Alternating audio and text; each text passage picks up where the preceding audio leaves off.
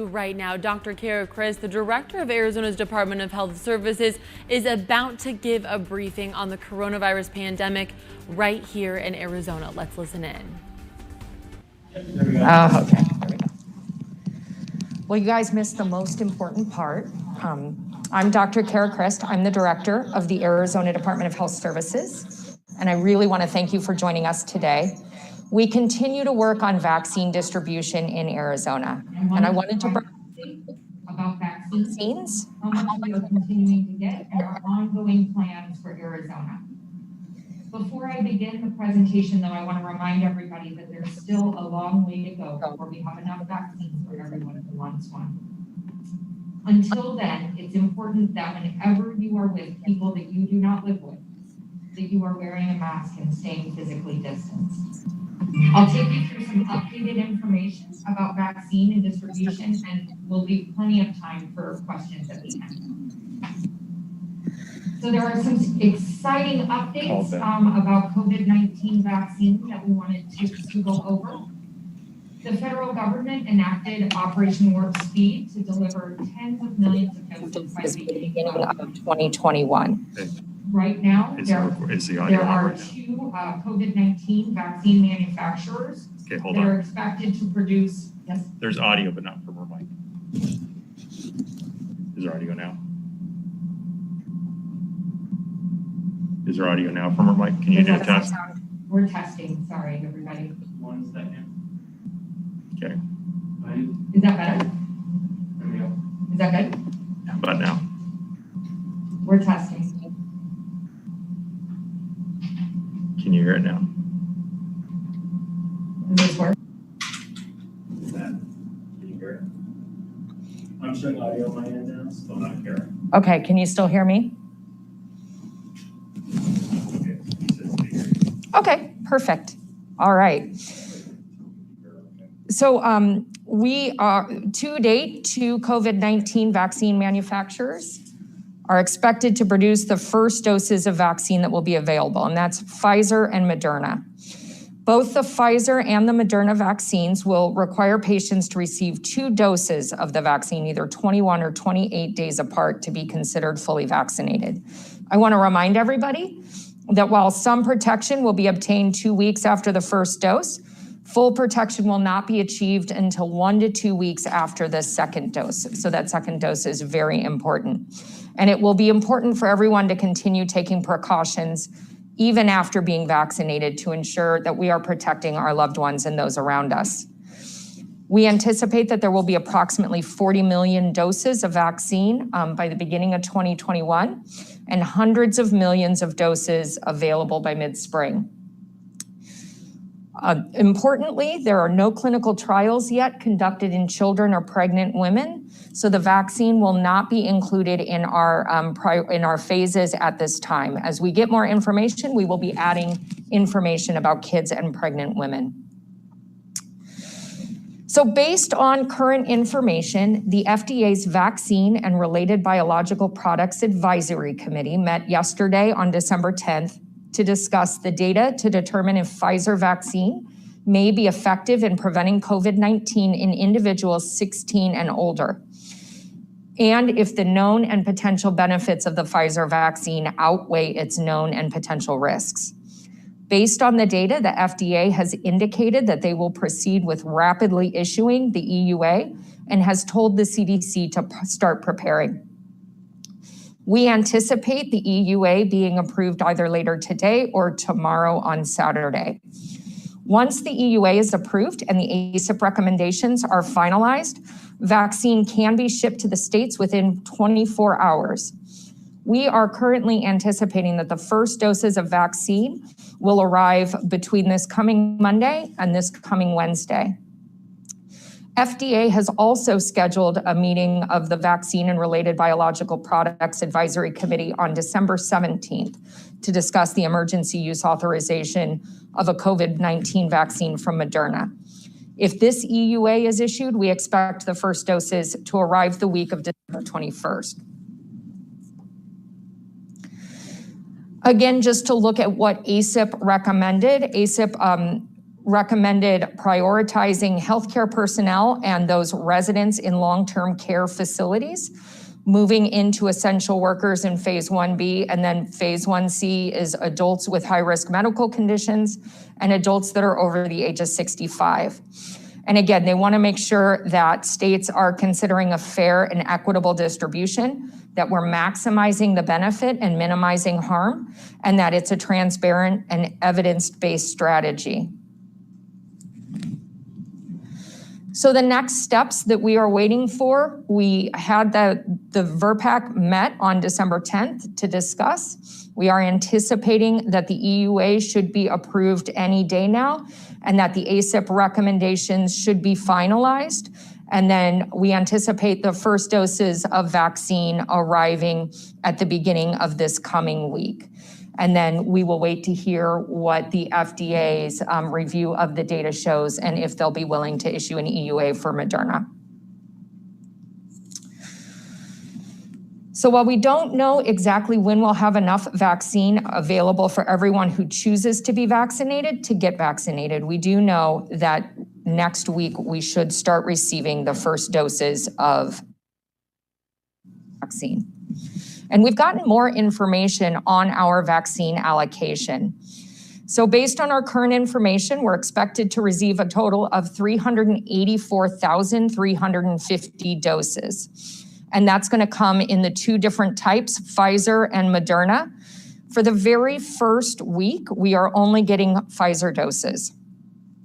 Given the small number of doses that we're expected to receive next week, these doses have been prioritized for healthcare workers in Maricopa County and Pima County. Approximately 47,000 doses will be going to Maricopa County, and approximately 11,000 doses will be going to Pima County. And just to clarify, these are only first doses. So our federal partners are holding back the second doses of vaccine so that they can send them out within 3 to 4 weeks to allow individuals to get the same presentation of the vaccine that they initially got. The exciting news is that they loaded in our allocation for next week. And so next week's allocation will include both Pfizer and Moderna vaccine. And during this week, every county will receive doses of vaccine. On the slide, you can see how the doses will be allocated to each of our local allocating partners. In addition, the CDC Long-Term Care Facility Partnership is expected to kick off the week of December 27th in skilled nursing facilities across the state, and those doses are included in the order we are placing today. So the orders of this allocation are due by 5 p.m. today, and we're working with our local health departments to allocate those to the vaccinators. We activated the long-term care facility program for skilled nursing facilities initially only. We will be using the Moderna COVID-19 vaccine for this project. And based on our current understanding, 50% of the doses needed for that project will be pulled from the December 20th allocation, then 25% from the December 27th allocation, and again from the January 3rd allocation. But vaccination within our long-term care facilities will begin the week of December 27th.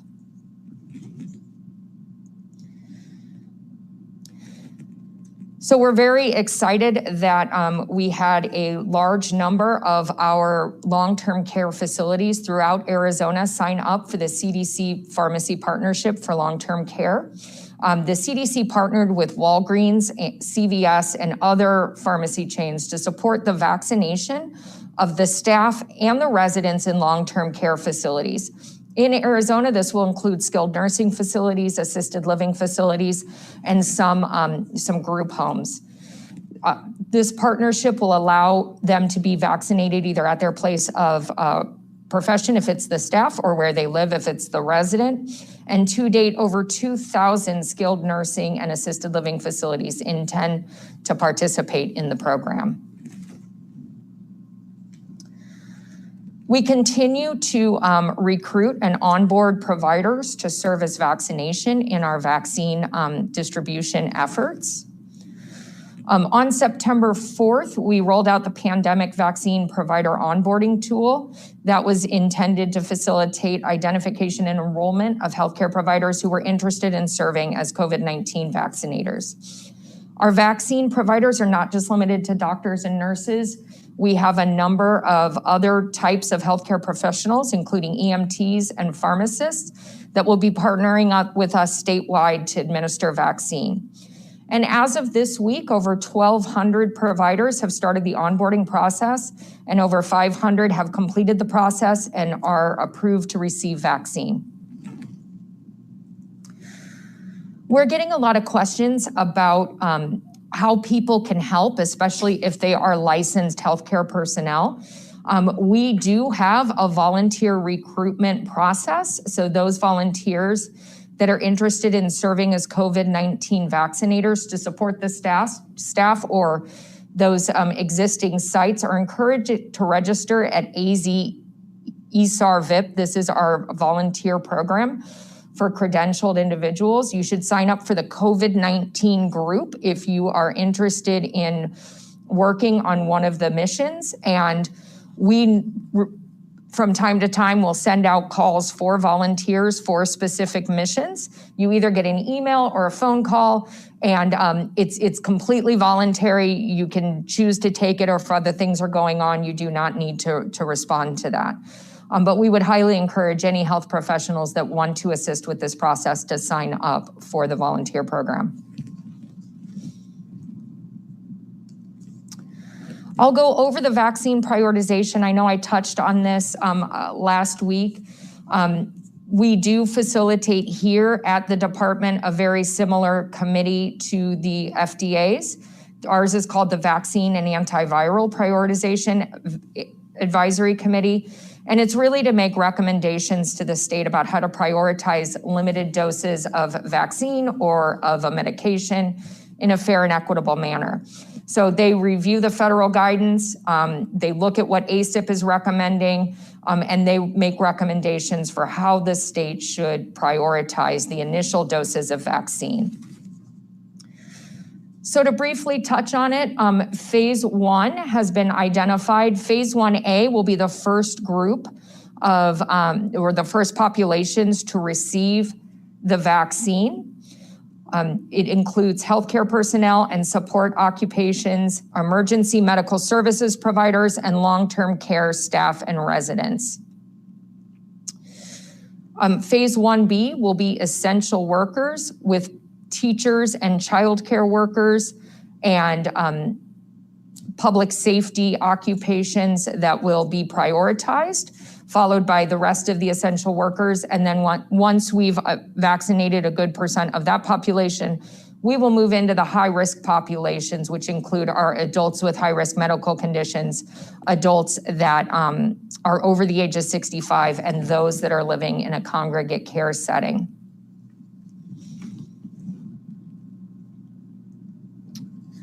So we touched on this a little bit last time, but I'll go over it again just to, because it does depend on where the vaccine's going and how it's being distributed.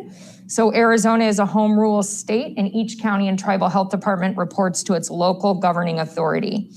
So we have 15 counties and at least 4 tribes that have opted to be local allocators. We use a local allocator model for vaccine distribution. So our partners on the ground are the backbone of the vaccine program, and they will be the ones determining where the vaccine goes and where it is prioritized in their community.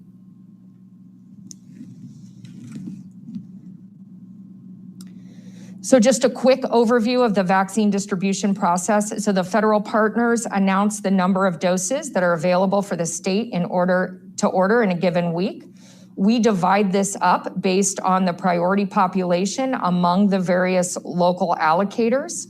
And then the local health partner uses an AZDHS developed allocation tool to place vaccine orders of their allocated doses. And they use that tool to specify the number of doses they would like sent to each pre-designated vaccine provider. AZDHS collects all of the local orders. We place Arizona's order for vaccine with the federal government and telling them how many doses we would like to be shipped to each location. And then the federal partners directly ship that vaccine to the vaccine provider who will be administering those doses. Vaccine shipments are accompanied by the necessary supplies, including needles, syringes, personal protective equipment, patient reminder cards, and vaccine information sheets for patients. As vaccine becomes more widely available, the local allocators will no longer need to place those jurisdiction-wide orders, and the vaccine providers will be able to directly order through the AZDHS ordering system, just the way they do with our normal routine vaccines. And again, I just want to remind everybody that there are some entities that will receive direct allocation. It's those partners that are actual federal entities. So the Federal Bureau of Prisons, the Department of Defense, the Department of State, Veterans Health Administration, and then our tribes can either opt to work with the state to be a local allocator, or they can opt to work with Indian Health Services to receive their vaccine allocation through that. All but 4 tribes in Arizona have opted to receive their vaccine through IHS, and we continue to work with our tribes to ensure that their needs are met.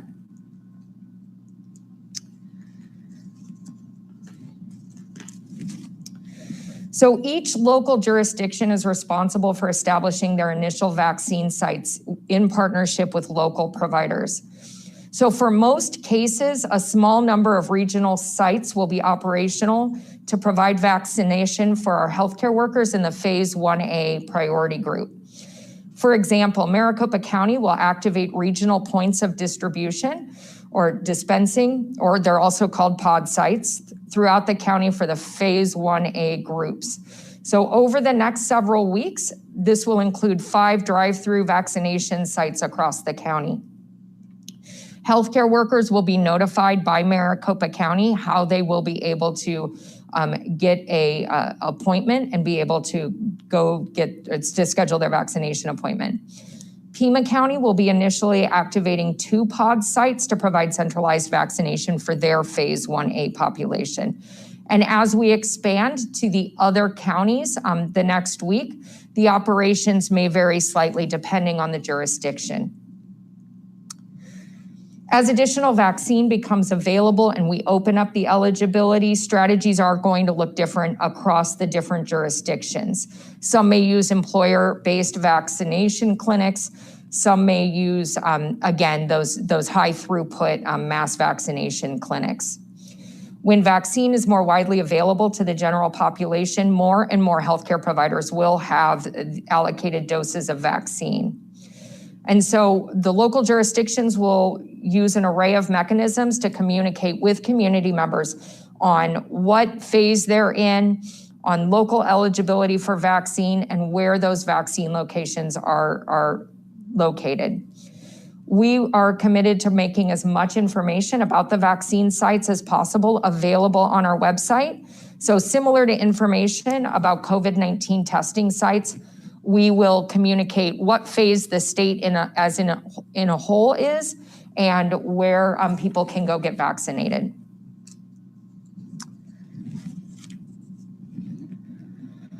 For the second dose reminder, the vaccine kits shipped from the manufacturer will come with a second dose reminder card. So local jurisdictions and vaccine sites are going to have different processes for conducting reminders.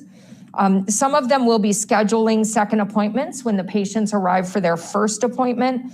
Others may use electronic recall systems or even pass out the card to remind people that they need to get this second dose.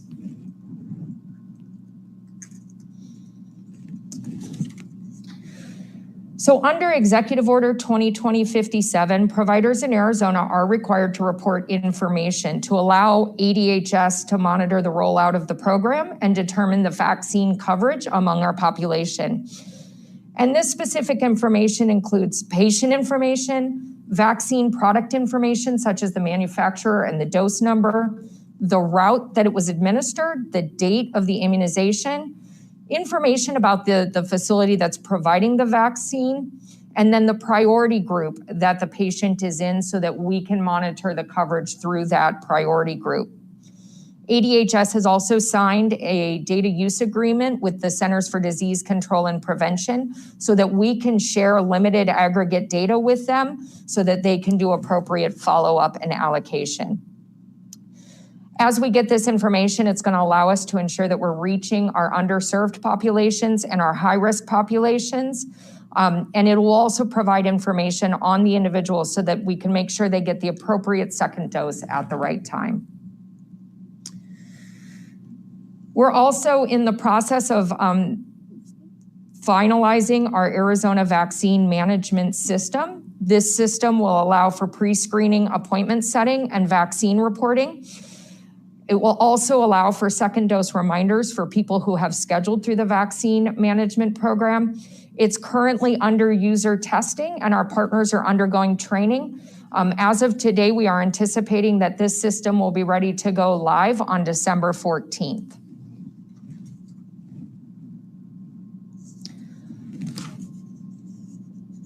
One of the other exciting things that we are working on is we're coordinating with the Arizona Poison and Drug Information Centers and 211 to provide them with information on how to answer and provide information for calls from the public and healthcare providers about vaccine. The poison centers will also be a key partner in providing information about vaccine safety and any adverse events associated with vaccine.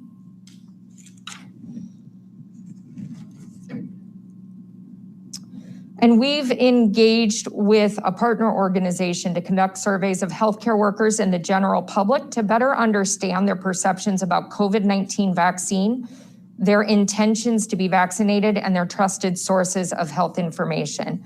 By gathering this information, it helps us develop targeted communication strategies in partnership with our experts in the local jurisdictions to communicate with Arizonans and be able to address questions about the vaccine.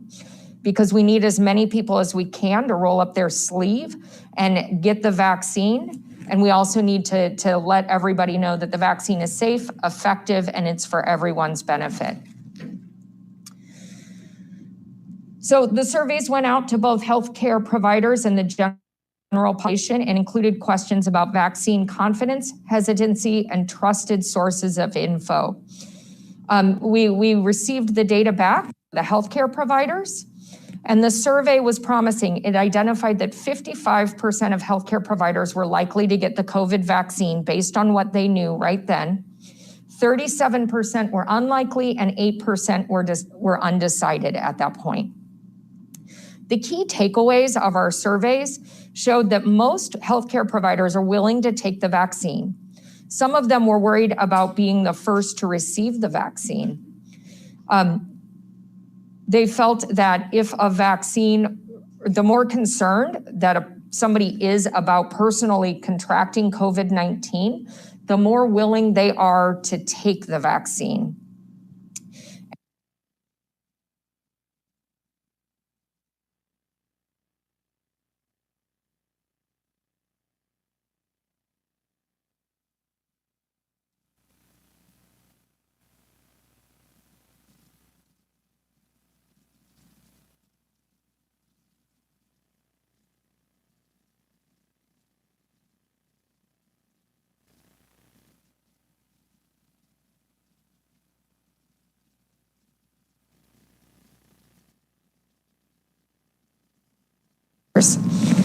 And we need to create a campaign using the most impactful messages to educate who have concern or unlikely to take the vaccine to increase the willingness to be vaccinated.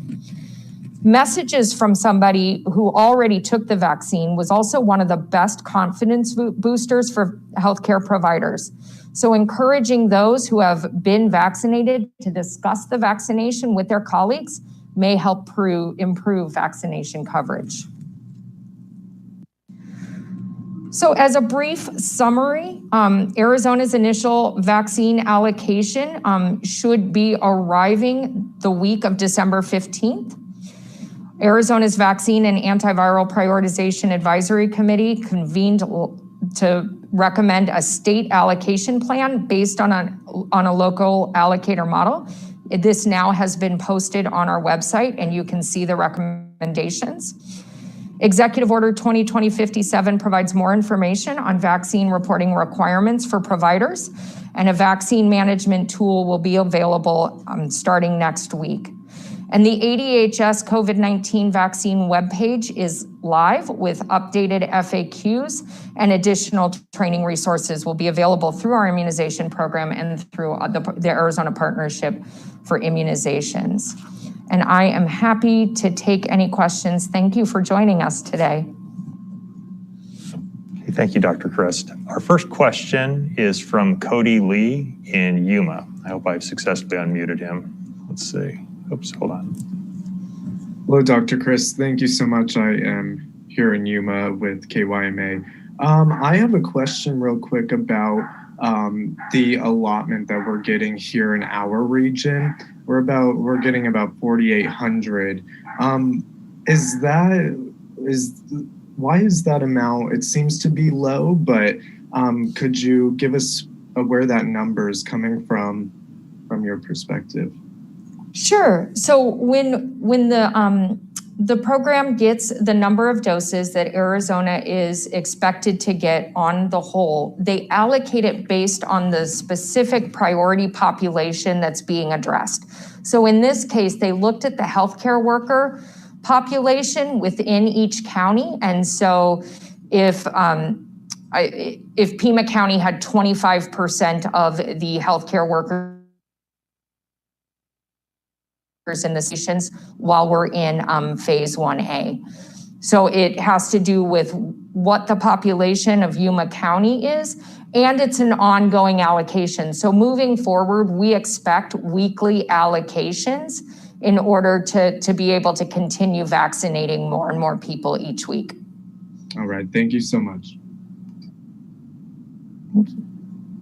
Okay, our next question is from Howie Fisher. Let me get you up here, Howie. Here we go. Oops, I muted you again, Howie.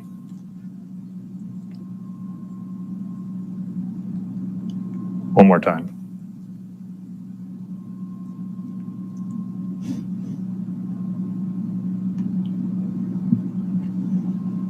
Sorry, Howie, I'm having a technical problem here.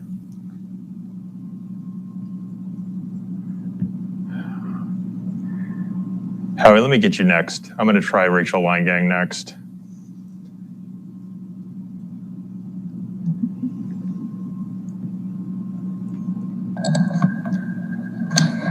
Hi, Dr. Christ. Can you hear me? Yes, I can hear you. Okay, gotcha. From now until we have herd immunity, how do we slow the spread? I mean, our situation right now is pretty dire. What do we do to turn that around? You know, it's going to be, 6 months until herd immunity at best. So I'm just wondering, what should we be doing from now until then? And then, as a brief aside, I had noticed out of the UK, there were concerns over anaphylaxis and allergic response. So I'm wondering if you can, comment on what you're seeing in the science about that Pfizer vaccine. Sure. I think I accidentally booted Howie. So until we are able to get a sufficient proportion of the population vaccinated, we are encouraging everybody to take those scientifically backed steps of wearing a mask whenever you are around people who you do not live with, staying physically distanced, staying home when you are sick, and just remembering that you're safest at home. But if you do go out, please always have a mask. One of the other things that we're finding is that people are good when they're out in public around strangers about wearing their masks and staying relatively physically distanced. But the example that we gave earlier was they're very good about going to pick up the takeout, but when they get back at home with their friends and extended family, that's when the masks come off, and They no longer physically separate from others, and we're seeing transmission in that area. So we would encourage everybody, even if you're in your own home and there are people who do not live with you in the home, please wear a mask. To come up with the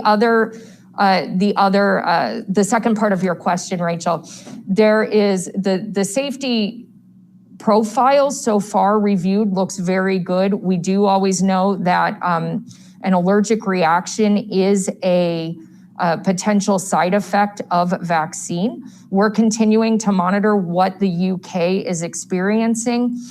One of the things for our vaccination sites is that people will be required to remain on site for about 15 minutes after, so that we can ensure that there isn't a reaction that needs to be taken care of or a medical emergency.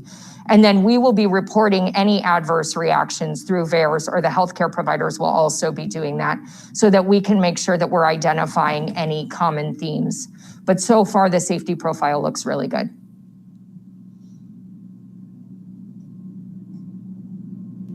Thank you. I'm trying to unmute Howie. I don't know why. I think you keep knocking me off of here purposely. No, I can hear you now, Howie. Good. Hey, two basic questions. And a lot of this relates to the issue of when you've got healthcare providers that are hesitant about taking this thing. And we're trying to reach some sort of 70% herd immunity. I mean, if healthcare providers themselves are hesitant, why would you think members of the general public, particularly in a state like this where you've got anti-vaxxers and you've seen all of this, what makes you think we're going to get anywhere near even 50%? So do you want to ask your second one, or do you want me to? No, let me come back to second. Okay, perfect. So we're very encouraged by the data that even before the data became public, over half of our healthcare providers were willing to accept the vaccine.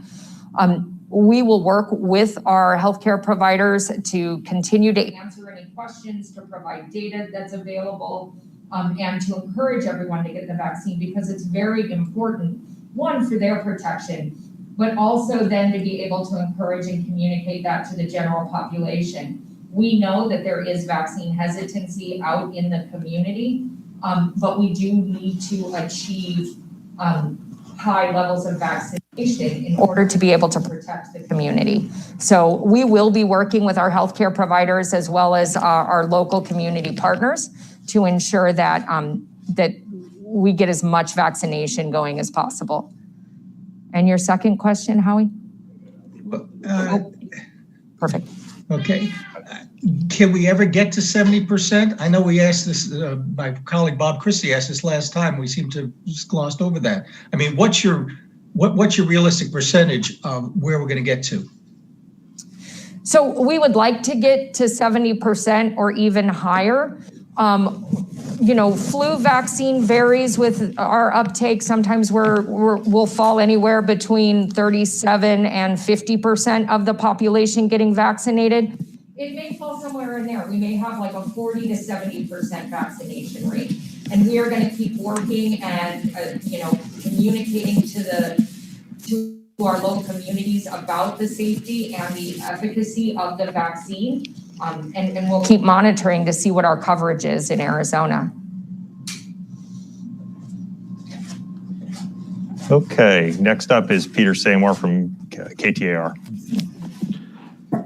Thank you. Yes, I appreciate you putting the other microphone there because, it's been cutting in and out. So I have three brief questions. I promise they'll be brief. Number one, Dr. Christ, when you say 384,000 doses are coming to the state, are those only first doses or are those second doses as well? I know you addressed this earlier, but we'd appreciate a little more clarification. And then, like I said, a couple more unrelated questions after that.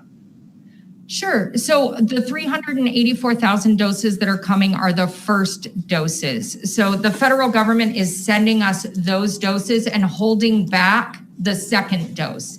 They will then, in 3 to 4 weeks, depending on which vaccine, they will send us the second dose, another 384,000, so that we can get that first group their second dose.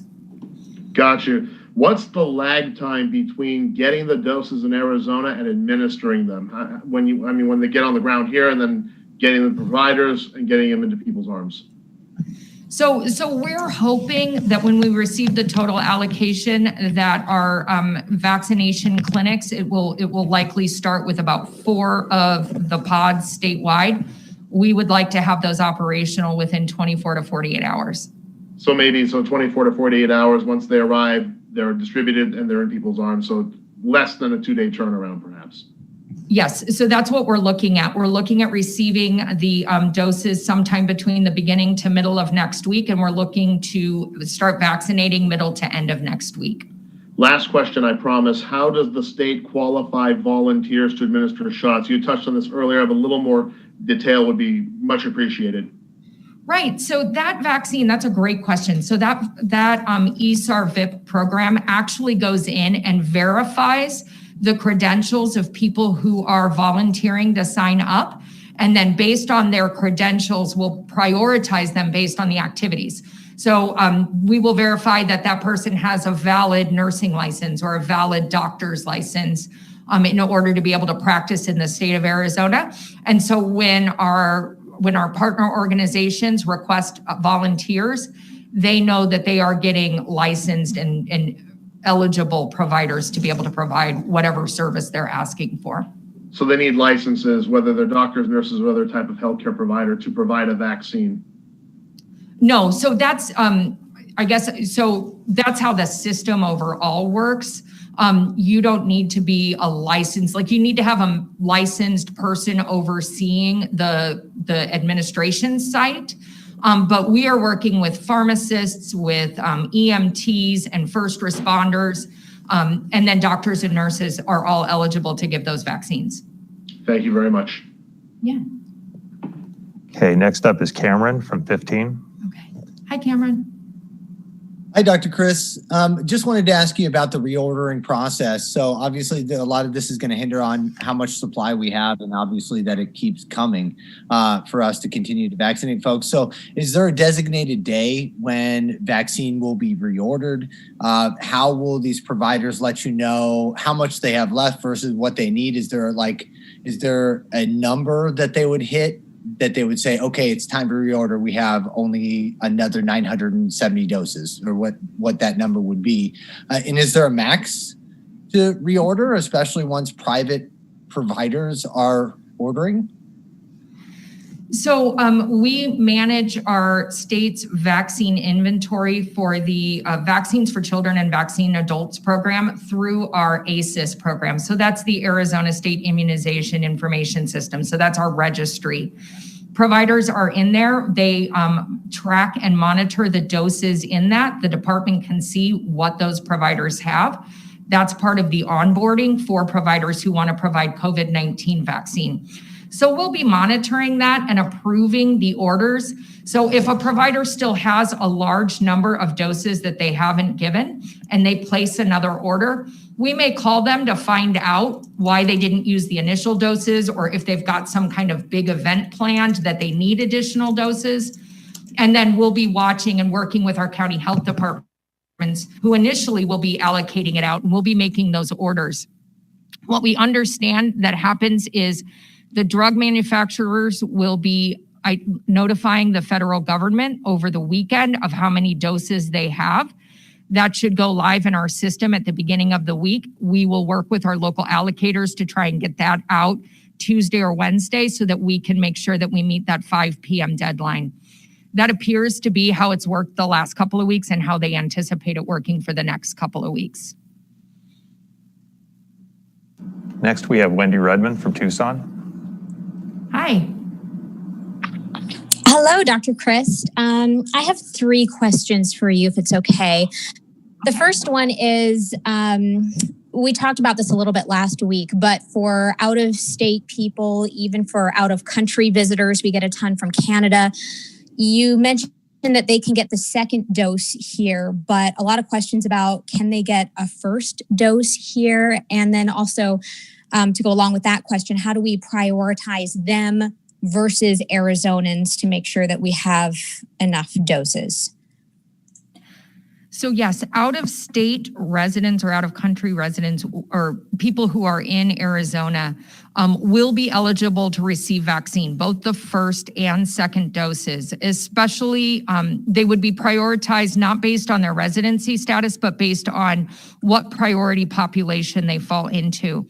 So if it's one of our winter visitors and they're over the age of 65 or have a high-risk medical condition, they would be prioritized in that 1C group. If we have, one of the initiatives that we're working with our hospitals on is getting traveling nurses from out of state to come help and provide nursing support at our hospitals. We definitely would want those individuals, even though they're not residents of Arizona, to be eligible in the healthcare vaccine prioritization group.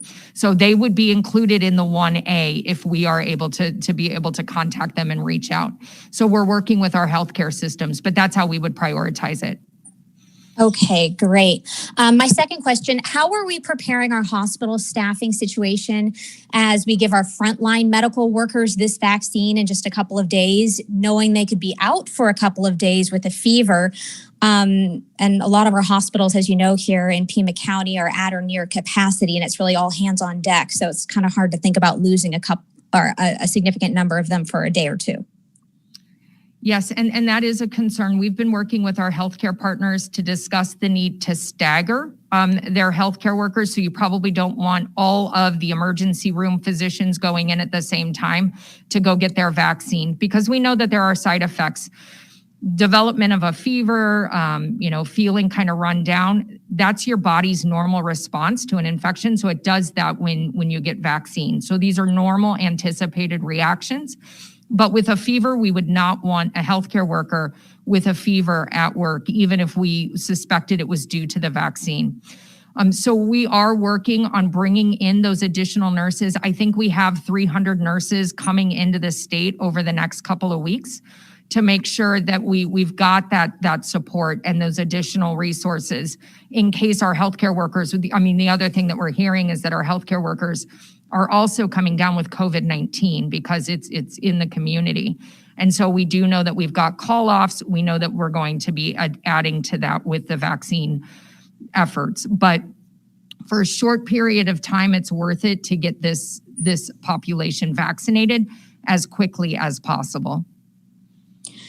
Perfect. And then my final question, if you could address this, we don't know what to tell people right now. They're asking us, why are we not rolling back business openings with counties completely in the substantial categories? Wasn't that the whole purpose of the benchmark? What do we tell them? So I would tell them that, where we're seeing the most spread as we're doing our contact tracing is with those small, intimate groups where people feel comfortable to take off their masks. We are still operating at reduced capacity for those establishments that are regulated under that executive order and our emergency order. We continue to require those facilities to require their staff and their patrons to wear masks. They're operating at reduced capacity. They have to do enhanced cleaning and disinfecting protocols. There's a large list of rules that they have to follow. We are increasing our enforcement. So it's a 2 strikes, you're closed kind of system. And we are in the process. This was the first week.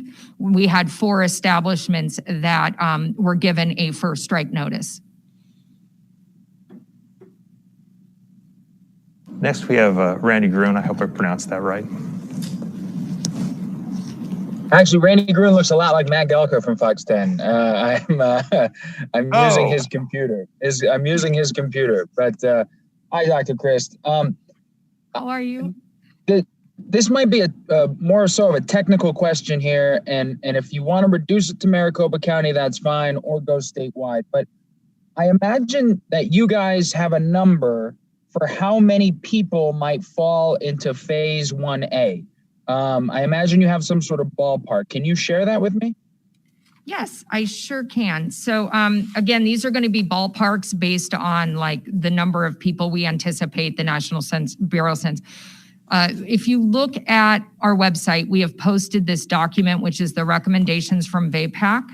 And if you go to the it's the third page, and it's got our priority population tables. We have estimated numbers of that in there. So for our 1A, we're anticipating around 184,000 healthcare workers, about 70,000 healthcare support occupations. So those are the staff that go around our healthcare professionals to ensure that the facilities and the hospitals are operating. And you can see these are approximate numbers, though. We know that we probably don't have 100% of the healthcare workers, but we also know that 100% of the healthcare workers aren't going to be able to be vaccinated. Some of them may have medical conditions. There may be other contraindicating things that may prohibit them from getting it. So we use this to kind of identify what the overall scale is. And we do have this broken down by counties so that we can help allocate the appropriate percentage to the counties for these priority populations. So are you anticipating any sort of surplus at all, or when it comes to these populations, and how do those get doled out? So we anticipate that as we start vaccinating more and more of the healthcare workers and the long-term care facilities, and as we continue to get more vaccine in, what we'll be able to do is gradually move in people from the next priority group. We want to make sure that we're not leaving appointments on the table. So they may open it up. Say we're doing our 1A group. We've got our healthcare workers. We've got our healthcare personnel occupations, and we start to notice that the appointments aren't filling each day. They may reach out to the teachers or to law enforcement to start scheduling those appointments so that we can fill it up, but even before we officially move into the next phase. So that will be on an ongoing basis. Kind of think about it. One of the doctors, she's wonderful, but kind of gave us the similarity. Think of it like an airplane, right? You've got a confirmation, you've got tickets. As there are available seats, they'll pull on standby passengers, and that's kind of the system that we were looking at using. And then my last question is, the hope is that everybody comes back for their second shot. If they don't, is that second shot, I don't really know the science of it, does that become somebody's first shot, or it has to be somebody's second shot? And at that point, you don't have the right numbers, it sounds like. So what happens then? So if somebody doesn't come for their second shot, if it's the same day, that's totally fine. You can go a couple of days after. It's really a long length of time before, and I'd have to look at the specific vaccines and what their recommendations are, but usually it's a longer period of time that it doesn't count as a booster for the second dose. And what we would do is we would work to recall those individuals and try to identify where they were so that we could get in touch with them. I think one of the concerns is, if the winter visitors get their first shot here and return back to Minnesota or Canada, how will they know? So that's why we were trying to get that data sharing agreement, but really trying to communicate the importance of the second dose. Now, the first dose will give you some protection, not as much as 2 doses will, but the first dose will give you more protection than you had without it. Thank you. Next, we have 12 News. I think Joe Dana. Okay. Yes, hi, Dr. Christ. Thanks so much for the update on the vaccine, and a couple of other questions related to your purview. A group of physicians just appeared together a little bit ago to beg the state to eliminate indoor gatherings. What would your response be to them? So we are continuing to monitor the data and make recommendations. Our recommendation already is to limit indoor gatherings, to keep it very small. I myself keep gatherings for me less than 10, but there is an executive order prohibiting more than 50 people getting together. So we encourage people as they're developing events to really think about limiting the size and the number of participants in there. Indicators are the virus is spreading faster in Arizona right now than in any other state. We've also seen school districts this week in crisis. a superintendent abruptly resigning. There's a lot happening just in the last few days. Why isn't Governor Ducey with you today to talk more broadly about this ongoing crisis? And what did he tell you the last time you spoke to him? So the reason he's not with me right now is we wanted this to be a discussion on vaccine and to talk about what our plans are and the expectations that the state has for receiving vaccine and getting it out. And so we have talked about the current trends. So, what we're seeing with percent positivity, what we're seeing with the cases, really where we're identifying some of those key areas of spread, and we are concerned and watching what's going on, not only in Arizona, but around the country as a whole. Arizona is not unique in seeing this. If you look at California and Florida, their curves are very similar to Arizona's. And so, we continue to make recommendations based on what we're seeing here. Has he indicated to you the next time he was willing to appear for a public news conference on this? Oh, I don't know his schedule. I know that he does appear in and answer questions. So I don't know what his next schedule time. Okay. is. And then one of your colleagues in the public health community, State Representative Nancy Barta with the Health and Human Services, she just this morning, she tweeted content that say masks don't work. You've got Andy Biggs, a Congress member, who's asking to unmask Arizona. How frustrating is it for you to see elected leaders in this community with large followings contradicting the basic instructions you're trying to get to Arizonans? So it makes the messaging difficult. There are scientific studies proving that masks not only reduce the risk of me potentially asymptomatically transmitting it to those around me, but there are also studies now that have scientifically proven that it protects me by wearing my mask in case anybody else is asymptomatic and could be spreading. We would encourage people to find reputable websites such as the Centers for Disease Control and Prevention, the Arizona Department of Health Services website, or your local health department's website to really get the facts and the data on mask use. Last question, I appreciate it. A large amount of Californians are coming into town daily right now. How does the state keep track of them? Are there attempts to try to educate them or track them as they flood Arizona? So no, we're not tracking or requiring people to register as they're coming into Arizona. As they utilize Arizona services, they will be required to adhere to our establishment rules, local mask mandates, and we continue to work with our establishments to make sure that they are requiring masks. So it really doesn't matter where you're from. No matter where you're from, you're at risk for getting and potentially transmitting COVID-19. Thank you. Nyala Charles from 12 News. Yes. Hi, Dr. Chris. Thank you for taking my question. So recently, about 2 days ago, the Pinal County Public Health Director released a video telling residents to, quote, "Please do not stay isolated. We encourage you to have human contact, to be with your families this particular Christmas season."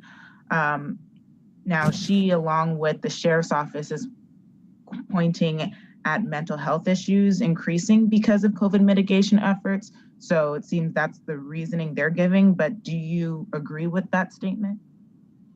So we have encouraged since the beginning of the pandemic to stay socially connected. It is so important. We are seeing increasing mental health issues.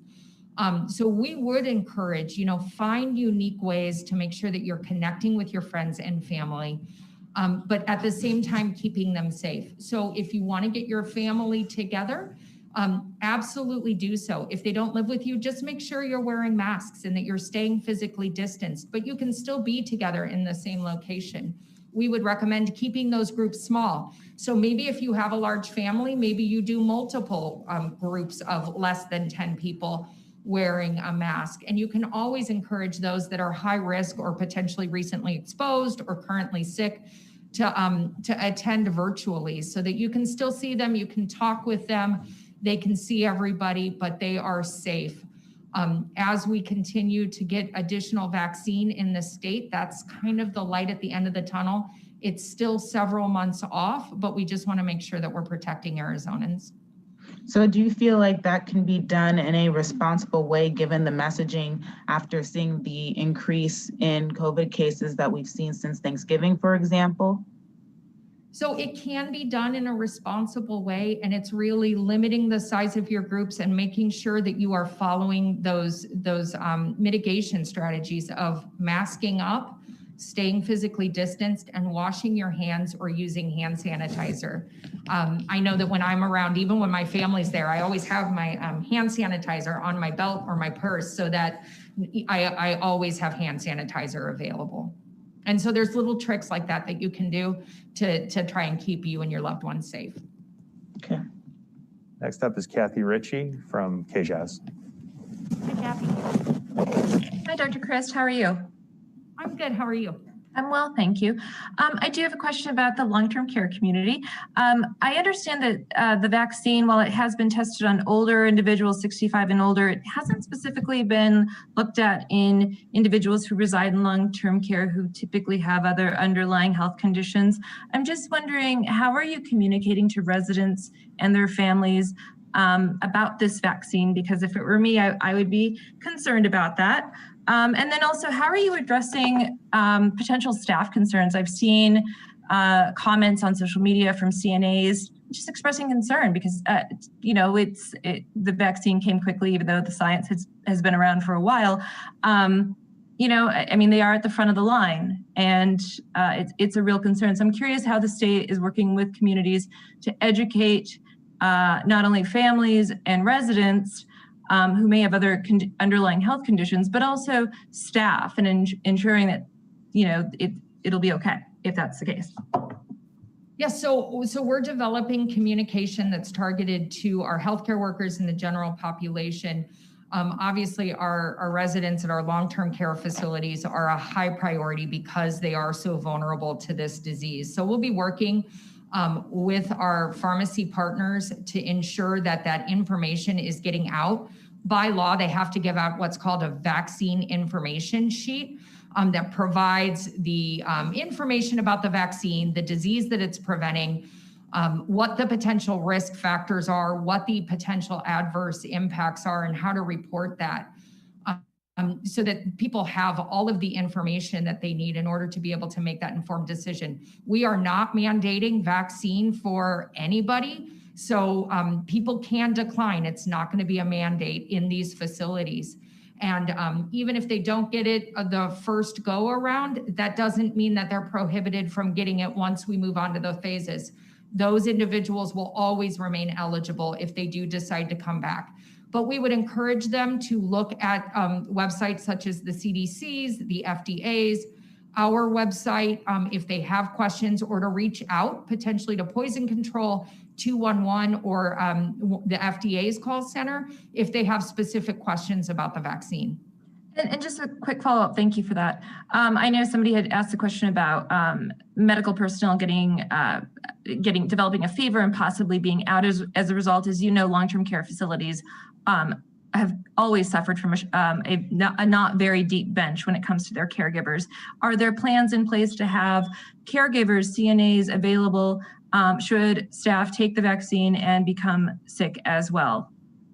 So we are looking here at the department because we are hearing that is a potential barrier. One of the things that the pharmacy program will be doing is staggering when they go. So the first dose at a specific facility will be rolled out over multiple days. So they're not doing the entire facility in just one day. And there is always the ability for a hospital or a long-term care facility to submit a resource request through their local health department, and that resource request can include personnel. And then that's when we would either work to identify volunteers through our ESAR VIP program, or to see if there were other resources that we could staff and make sure that they had the appropriate number of staff in order to keep the residents safe. Okay. Thank you. Do you have time for one last quick question? Yeah. regarding Debbie Lesko and her letter to CMS about the visitations, that some lawmakers had said that that's not happening. And I just wanted to get some clarification from you, because there is the long-term care task force, and it seems like some places are allowing visits, but other places are not. Is there clarification, or does that need to be modified? I would have to take a look at the letter to see specifically what it said. So CMS does have visitation criteria. They do know how important it is for families and to see their loved ones that are in these facilities. But it is dependent on the percent positivity and the spread in that community. And so we developed also the long-term care task force that you're discussing. We developed criteria for that as well. And so we would encourage the facilities that if they're in a phase that allows them to have visitors, that they do so, but that they implement the mitigation strategies, because we also know that it is in the community right now. All right, thank you so much for your time. Zahid at AZ Family. Okay.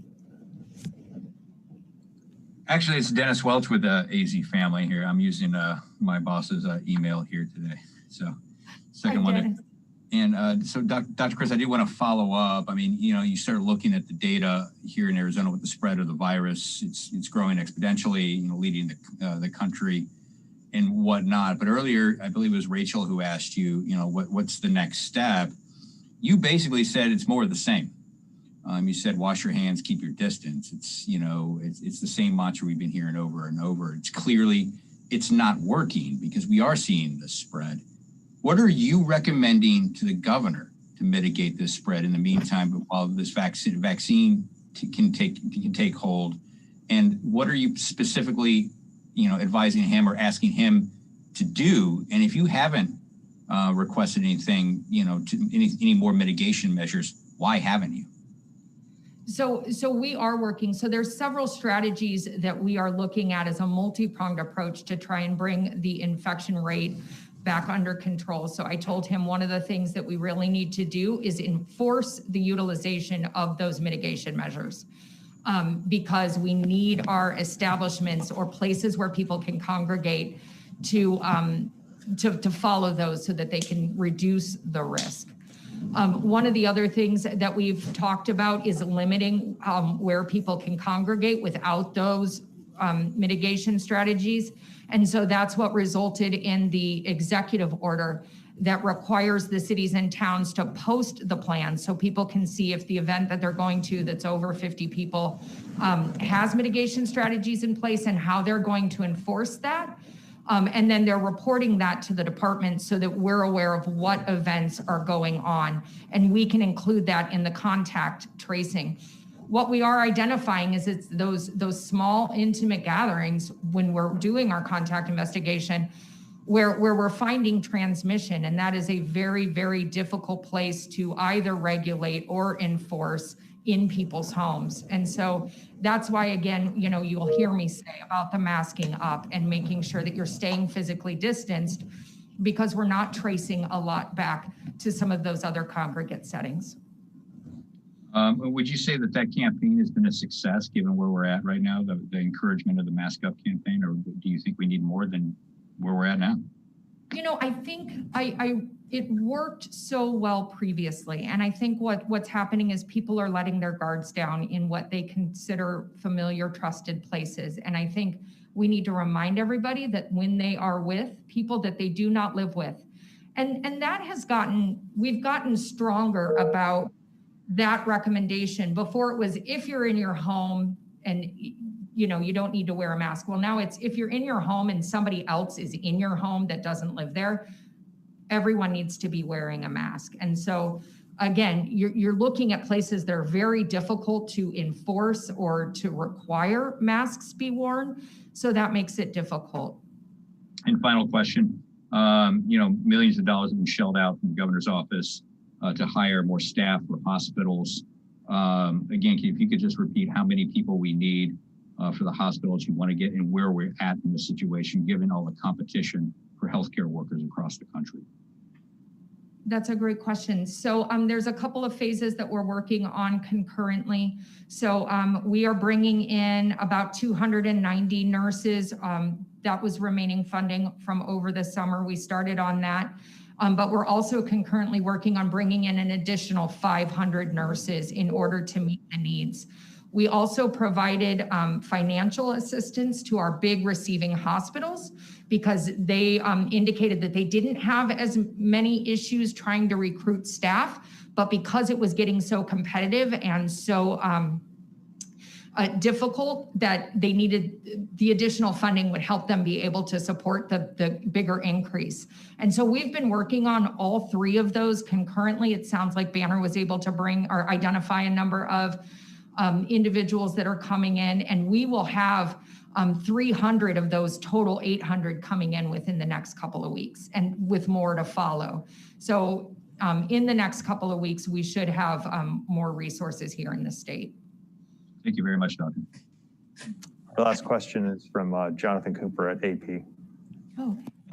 Yeah, Dr. Christ, you said several times that the transmission is happening in smaller, intimate gatherings. And I'm wondering how you know that, because we know that, you know, contact tracing is fairly limited. And we heard early on in the outbreak that, sorry about the baby, that, you know, it's hard to trace where people are getting infected. So, you know, how do you know that it's not happening in bars and restaurants, and that it is happening?